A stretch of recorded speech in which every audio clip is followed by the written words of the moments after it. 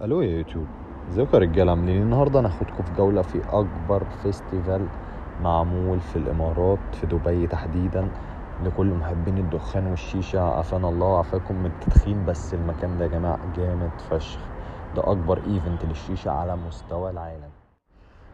انا got invited by someone there. بصراحه المكان يا جماعه تحفه تحفه تحفه. Hi, how are you? There's 4 minutes to go. Sweet.